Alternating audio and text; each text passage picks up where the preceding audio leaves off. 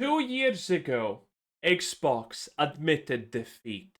They had no games, they had no fans, they had nothing. And at that point, PlayStation, all over the world at the same time, shed a single tear. Because they understood that it's not about the destination, it's about the journey. So they called up Xbox. Moshi Moshi, Moshi Moshi, Xbox Kun, put down rope, no rope, no rope. And then they told them, we understand that we do not want to walk on this road alone, friend. Ubu. And they told Xbox, just wait a minute. We're gonna accompany you in the afterlife. And now PlayStation is completely, absolutely destroying itself with one completely nonsensical decision after another. Their game library has been decimated. Their sales are seemingly cratering as by the newest reports. And, well, the state of play, I probably have already talked about the state of play once today, and I'm probably gonna do another video because it's not looking good, okay? Xbox lost, so PlayStation can lose even harder. That's where we're at here. Sony has been going through a lot of issues over the past few years. While, yes, they are making a lot of money in the video game industry, they are also losing a lot by purchasing studios and pumping out releases like Concord and Marathon that go absolutely nowhere for them. And buying Bungie, obviously. Buying Bungie, that was a billion-dollar mistake, obviously. But just to be clear here, I would like this does need some clarification. If Sony was just buying new companies, new IPs, new developers, and things like that, and they had a Concord here and there, that would honestly be fine. They're trying to expand, it's a reasonable thing. It happens way more than you know, but people usually don't talk about it. When you're trying to, move outward and get more of the marketplace, this is inevitable. And that would be fine, but Sony's also making a lot of other decisions that people are scratching their heads about. It seems like every single Sony game for the past year and a half at the bare minimum has been just literally littered with DEI. That BlackRock money is coming in clutch, what can I say? Now, new data is showing that Sony has been selling far fewer copies of their PS exclusives since 2020, and this looks pretty rough for them.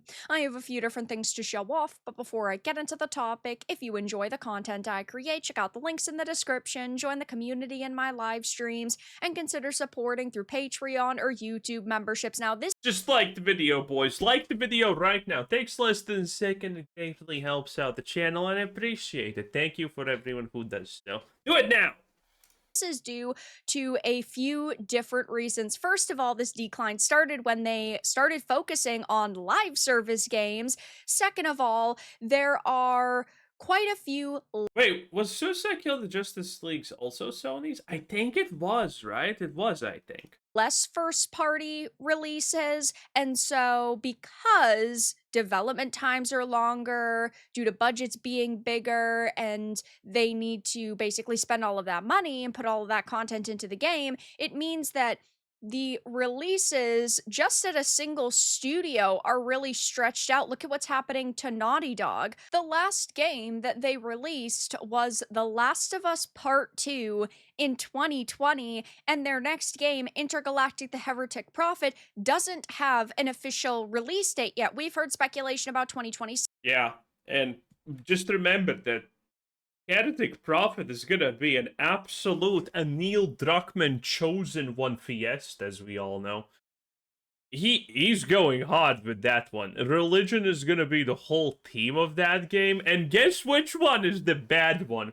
I'll give you a hint. It starts with Christy something, okay? That's gonna be where we're at here. Oh, Neil Druckmann, you're such an absolute abhorrent loser, it's insane.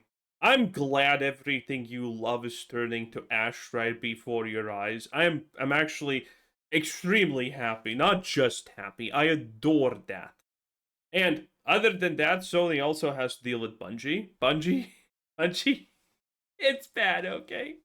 I promise I'll make a Bungie video tomorrow. I promise, okay? Because they just released their free week, and I mean, it's honestly better than expected, but it's still a tragedy. It's still a tragedy. It's also almost as tragic as the fact that not a single chair that I use survives longer than a year. They all break somehow, okay? It's sad. It's sad, boys. We've heard speculation about 2027 and 2028, but they haven't actually put a date on a calendar. And so that development time could be 5 years or 6 years or 7 years. And so this is all painting a very grim picture for Sony. So taking I'd say it's 3 or 4 years at this point.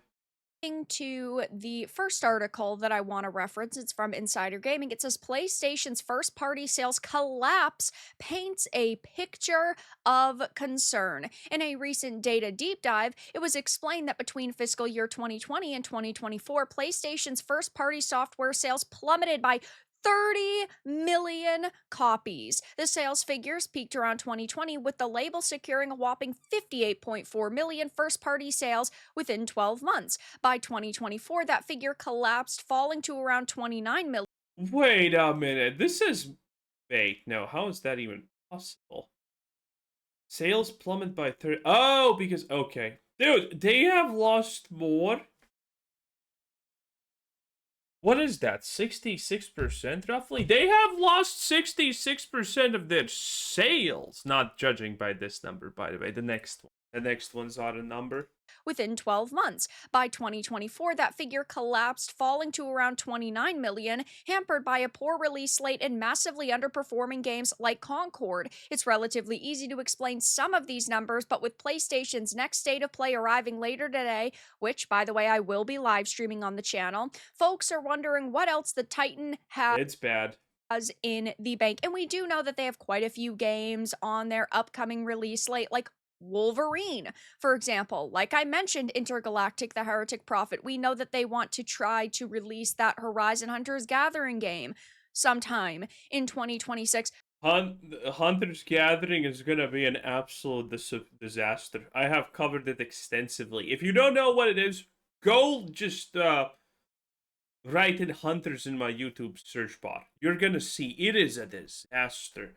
That thing is just woof. But are these going to really help boost their numbers as much as they're expecting? Probably not. Now, yes, I do think part of this, like I mentioned, is the weak release slate. I think that this is due to budgets, though, because when it takes 5 to 10 years to make a game, yeah, I mean, we're talking about far fewer games launching. But I also think that there is a. And in the corner, there's Table looking at looking at everyone else being 13 years in the oven. A high level of discontent among their customers right now. People are upset with prices going up. People are generally waiting until a game goes on sale in order to purchase it, because there are so many things just in our normal day-to-day lives that are going up in price, and so people don't have that extra money to spend on a $70 video game, or even $100 if you want a digital deluxe version. You are talking about the general level of quality going down for releases, and so people are unhappy with that. It is Sony that we are talking about, and so they do have a focus on diversity being shoved into games. And as I always mention, diversity and inclusivity is great when it is done naturally, but how often does that happen? Not very much anymore. It's like with Microsoft. Anymore, yeah, exactly. They have a certain list of guidelines that they have to follow when they are making a game. And yeah, when you look at something like Naughty Dog, they're banking so heavily on remakes and remasters and reboots for games that don't need them. And so that has turned quite a lot of people off as well. Then you get into the massively underperforming games, as this article mentions, like Concord. They spent, if reports are true, $500 million between purchasing Firewalk Studios, the rest of the money they needed to develop Concord. They thought that this was. This is also a thing I called, by the way. Originally, it was rumored that developing Concord was 200 million, acquiring Firewalk Studios for Sony was 200 million. So Concord was 400 million. I said, wait a minute. This sounds like a number that's gonna probably go up in the next years because new information is gonna be released. And yes, now the official number, by the way, is 500 million, which is hilarious. But then again, Sony makes rockets to make slushies out of people, so, it's not like that's just like one rocket, okay? Truly going to be the next Overwatch, the next massive game that everyone was going to be playing for years. And that didn't work out well. 2 weeks after release, they shut it down. They wasted all of that money and they are trying to ignore its existence now, but we will never forget. You have, it's really unfortunate, but a lot of live service games being pumped out by Sony. And this is also interesting because when they really started pushing live service games, that's when we started to see these sales fall. Interestingly, this drop off coincides with PlayStation's PC and live service pushes, which began perhaps impacting overall cadence, impact, and output. And we know now that they're moving. And by the way, this is just a global industry push for live service games that we had a couple of years ago. It's still technically going on, by the way, but people kind of forget about it because most people are kind of done with it. But it's still technically on. Away from PC releases. I think that that is a bad move because yes, they spend more upfront for the port, but ultimately it does lead to more sales. I think that that is risky. It is what it is. They're desperate right now, and we have heard some. Yeah, PlayStation's planning to do the exact same thing. It's pure stupidity. These platforms unironically think that they're gonna be able to make more money or do something positive by ignoring the supermarket called PC gaming. Rumors floating around that maybe they want to move away from live service games because they're shutting down so many of them and they're giving up on so many of them No. in such a short amount of time. Can't say I'd be particularly surprised if that's true. I would be surprised. I would be surprised if they move away from live service games. I think they're currently just, not pushing everything in live service games because we have had so many examples of single player games. Most recent Crimson Desert. Like, come on, that thing made a lot of money. Okay, and you can still put in microtransactions in single player games. That's the biggest thing. This is what people don't talk about. I honestly think a lot of people are not pissed enough about it, but that's just reality. You can put microtransactions in single player games and make the money. It doesn't have to be a live service. You just need something that people will want to buy in the store. But all of this points to big issues for them. I think that they were expecting Horizon Forbidden West, which was the sequel to Zero Dawn, doing better. I think that they expected that Horizon Hunters Gathering game to be. I mean, maybe you shouldn't have done this to Aloy. She was an actual likable, attractive female at the start. This is why Horizon for Zero Dawn actually did so well, because the story was not unique, but at least interesting. And Aloy was a likable character. I liked Aloy at the start. I think most people did, in fact, but then we kind of got here, where their biggest announcement for a new game was, okay, look at the beard she has now. You can see her facial hair in such great detail. I don't want to see her facial hair. How about that? I mean, I know it's a hot take, Wokey, but I don't want to see a woman's facial hair. I would appreciate if it was not visible. Thank you very much. A good filler game before the third Horizon game releases. Who knows if that's happening? I think they expected Ghost of Yote to do way better. They have. Ghost of Yote was a flop. Again, still, a lot of people don't believe it. I have gone over this conversation extensively. Sony admits themselves that Ghost of Yote did not sell enough copies. Even though Sony also admitted before saying that Ghost of Yotei sold better than they expected, which means financially illiterate people are jumping on the "Oh, Sony said it sold better than they expected."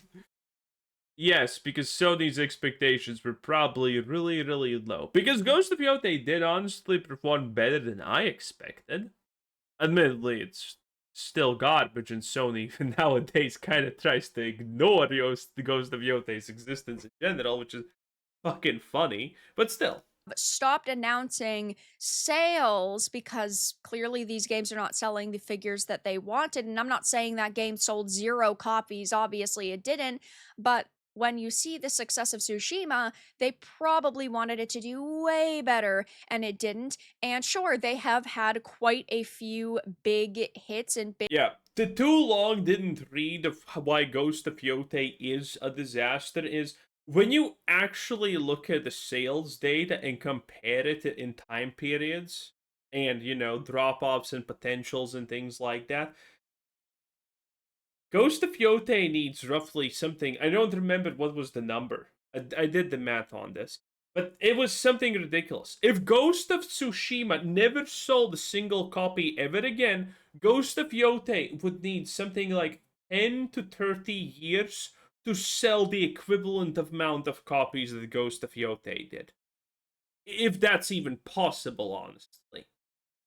Big sales for games like God of War Ragnarok and Spider-Man 2 did pretty good, but even Spider-Man 2 faced a lot of backlash. And if Insomniac goes for another Spidey game, whether it's another Miles Morales game or they just call it Spidey 3, I think that their sales probably wouldn't be as good as they're hoping. And so they're just facing a lot of issues right now, that's for certain.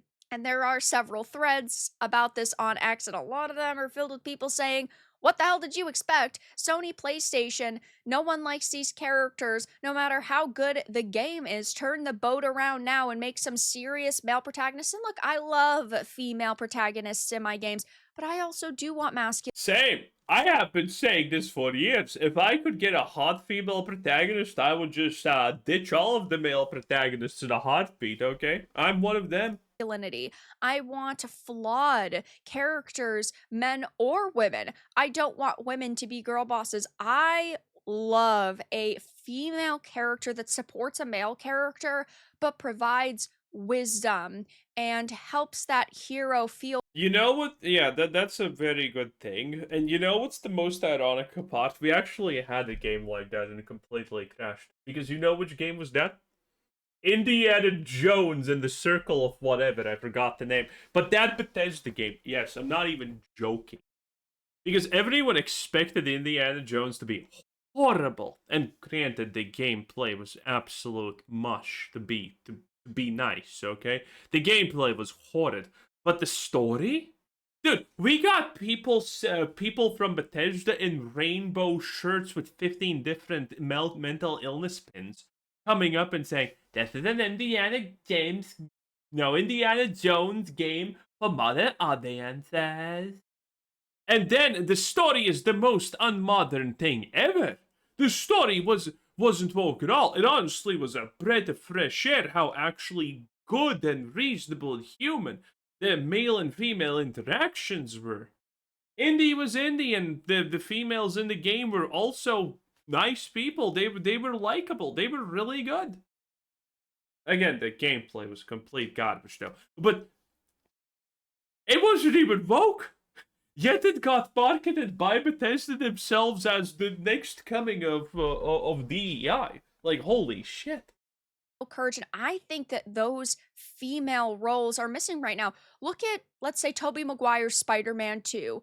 All of Aunt May's speeches, right? Phenomenal, tear-jerkers, but she helps him find the courage to be better and uphold his responsibility. When was the last time we got a female character like that in a game that inspired you? Never. They're pretty much always perfect, and they just need to understand that they were always perfect, in fact.